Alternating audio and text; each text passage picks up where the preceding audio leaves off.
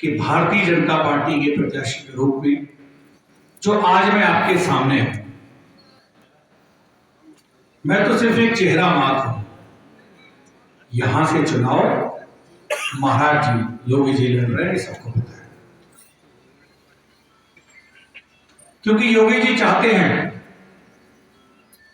कि रामपुर को एक अलग स्थान अब दिया जाए, और वो अलग स्थान वो तब मिल सकता है जब यहां पर एक ऐसी मिसाल कायम हो जो आज से 40 साल पहले हुआ करते थे। और वो 40 साल पहले की मिसाल क्या थी कि जब हम बचपन में सौराठा के अखाड़े में रहा करते थे, मैं वहीं पैदा हुआ,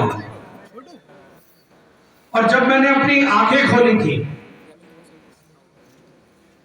तब मुझे हिंदू और मुसलमान में क्या आपस में बैर होता है, क्या फर्क होता है, ये मुझे मालूम ही नहीं था। मैंने अपने बचपन में हिंदू और मुसलमान को एक प्लेट पे खाना खाते हुए देखा है। मुझे पता ही नहीं होता था कि कौन हिंदू है कौन मुसलमान है। लेकिन कुछ राजनीतिक लोगों ने सिर्फ अपने फायदे के लिए इस हिंदू और मुसलमान के बीच में एक गहरी खाई पैदा की। मैं उस खाई को खत्म करने आया हूं, इसलिए कमल खिलाने आया हूं। एक बहुत बड़ी बदनसीबी क्या रही कि हमारे मुसलमान भाई जो कि पहले नवाबों के गुलाम हुए और उसके बाद आजम खान के गुलाम हुए, मैं उस गुलामी की जंजीरों को तोड़ने आया हूं, इसलिए कमल खिलाने आया हूं। पिछले कई दिनों से लगातार मैं रामपुर की गलियों में घूम रहा हूं, और मैंने अपने जीवन में मैंने वो कभी गलियां देखी ही नहीं थी, क्योंकि मुझे पता ही नहीं था कि रामपुर का ये हाल है। और कई गलियां ऐसी थी कि जिसमें से निकलने के लिए एक दूसरे को धक्का देना पड़ता था, क्योंकि बहुत पतली गलियां थी। उन गलियों के बाहर तो इंटरलॉक टाइल्स और लाइट लगी हुई थी, गली चमाचम थी, लेकिन उन गलियों के पीछे घरों में जिस तरीके का जो हाल था वो मैं आपको बताता हूं। डॉक्टर साहब के साथ मैं बहुत सारे घरों में, क्योंकि डॉक्टर साहब का सीधा संबंध रामपुर के गरीब मुसलमानों से है।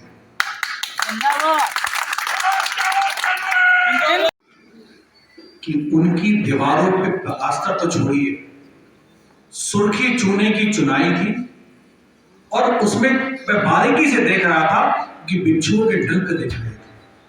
कहने का मतलब सिर्फ इतना है कि रामपुर में गरीबी की हालत आज भी ऐसी है।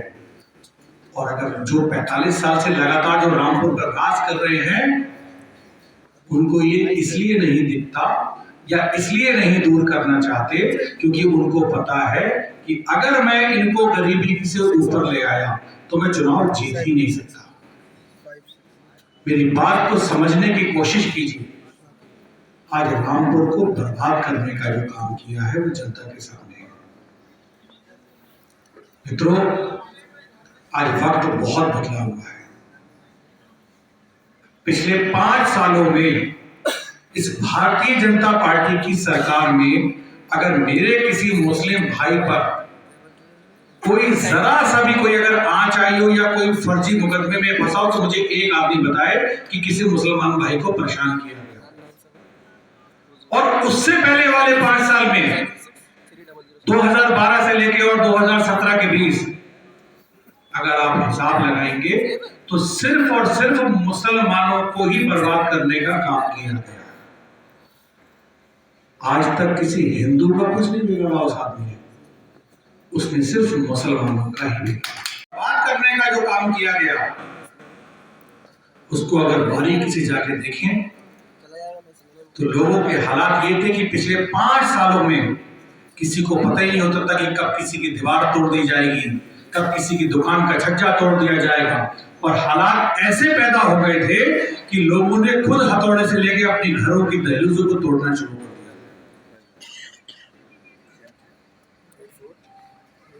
दिया। रामपुर तो विधायकी का चुनाव लड़ने का मतलब क्या है? क्या समाजवादी पार्टी में क्या एक काबिल आदमी नहीं है जो समाजवादी पार्टी से नगर विधानसभा का चुनाव लड़ सके? क्या कोई इस लायक नहीं है? ये सोचने का विषय। सारे चुनाव घर में लड़े जाएंगे, ये सोचने का विषय है। मित्रों, सिर्फ जनता को इस्तेमाल करने का काम किया गया है और हमारे रामपुर की जनता जरूरत से ज्यादा भावुक है, बह जाती है। लेकिन आज वो वक्त को संभलने का समय आ गया है। और वो कैसे संभलेगा? भारतीय जनता पार्टी की सरकार में अगर आप किसी भी योजना को उठा के देखेंगे, चाहे वो, और बिजली की समस्या को मैंने जब समझा तो मैंने ये देखा कि यहां जानबूझकर अंडरग्राउंड तार जो जैक्सन के यहां डाले गए और यहां चाइना के मीटर लगाए गए, सिर्फ अपने फायदे के लिए उन मीटरों का इस्तेमाल किया गया और गरीब मुसलमानों को बर्बाद करने का काम किया गया। आज जिसके पास खाने के लिए पैसे नहीं है, उसके ऊपर 40-40, 50-50 हजार रुपए का बिल पेंडिंग। जब मैंने ये चीज देखी तो सबसे पहले मैंने ये कहा कि सारे बिलों को रोका जाए और पहले एक बार जांच की जाए, और जो बेवजह जो चेकिंग के नाम पर परेशान किया जाता है उसको पहले बंद किया जाए। चेकिंग बंद है या नहीं, ये बताइए, हाथ खड़े करके बताइए। उसके अलावा सरकार देखिए लगातार चीजों को देख रही है। उसके अलावा मैं ये भी बता देना चाहता हूं कि नगर विधानसभा की सीट जीतने के बाद सरकार बनने के 1 महीने के अंदर अंदर जितने अंडरग्राउंड ये तार जो पड़े हैं, इसकी सीबीआई जांच करवाऊंगा और जो दोषी हैं उनको उनकी सजा दिलवाऊंगा। उसमें सिर्फ लोगों ने अपनी दुश्मनी निकालने का काम किया था। उसमें जितने भी जो बेगुनाह लोग हैं, जो चिन्हित नहीं है, उसके डॉक्टर साहब के साथ बैठकर उसमें चर्चा की जाएगी और जितने बेगुनाह हैं उनको निकलवाने का कार्य करेंगे, ऐसा मैं बता रहा हूं। मैं भी योगी जी से ये कह सकूं कि रामपुर नगर विधानसभा की सीट हिंदू और मुसलमान भाइयों की एकता के कारण जीत कर आई है। मैं भी ये बात, क्योंकि जब गलियों में घूमा तब पता चला कि रामपुर के लिए क्या क्या कर सकता हूं। मुझे महाराज जी ने ताकत बहुत दे रखी थी और आने वाले समय में भी परिणाम चाहे जो भी हो, ताकत मुझे देंगे। लेकिन मैं चाहता हूं कि वो ताकत आपकी ताकत के रूप में जब मुझे मिलेगी तब मैं रामपुर के लिए कुछ कर सकता हूं। वरना दोस्तों, ये रामपुर फिर बहुत पीछे चला जाएगा, क्योंकि आप जिस आदमी को वोट देने की सोचेंगे वो आदमी आपको पता है वो कहां है। जिसका खुद भविष्य तय नहीं है वो आपका भविष्य क्या तय करेगा, इस बात को सोचना पड़ेगा। एक जमाने में उद्योगों के मामले में उत्तर प्रदेश में दूसरे स्थान पर आता था, लेकिन राजनीतिक फायदे की वजह से यहां की फैक्ट्रियों को बंद करा दिया गया। हमारा सपना है कि हमारा ये रामपुर अब ये आजम के रामपुर से नहीं जाना जाए, ये वापस उद्योग नगरी के नाम से जाना जाए। ये अपना सपना है।